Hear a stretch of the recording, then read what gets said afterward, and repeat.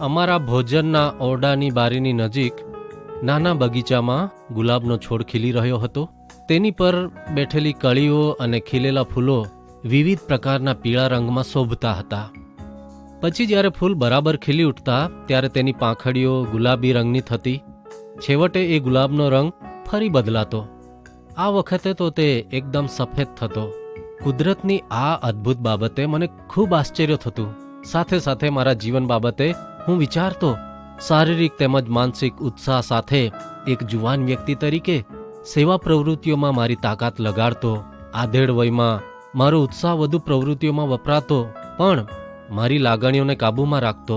હવે હું મારા જીવનની સંધ્યાકાળના સમયો તરફ ધસી રહ્યો છું અને હવે માથાના વાળ સફેદ થવા આવ્યા છે અને શારીરિક રીતે નબળો બનતો જાઉં છું. જોકે મારા ગુલાબના ફૂલોની પાંખડીઓ ખરવા માંડે છે ત્યારે પણ તેઓ સુંદરતા અને સુવાસ ફેલાવતા જ રહે છે.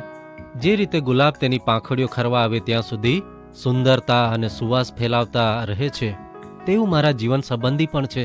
મારા 82મા વર્ષે મારી શારીરિક ક્ષમતા અને શક્તિ મર્યાદિત છે, પણ ઈશ્વર હજી મારા જીવનને અન્યોને આશીર્વાદિત કરવા, જેઓના જીવનમાં ગંભીર પ્રશ્નો છે તેઓ માટે મારી પ્રાર્થનાઓ, ઉત્તેજનના શબ્દો, હસ્તકલાની ભેટો, માર્ગદર્શન અને ટેકાનો ઉપયોગ કરે છે.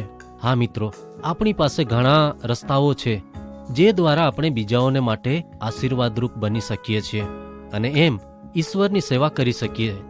બાઇબલમાં ગલાતીઓને પત્ર 6 અધ્યાય 9મા વચનમાં લખવામાં આવ્યું છે, સારું કરતા આપણે થાકવું નહીં.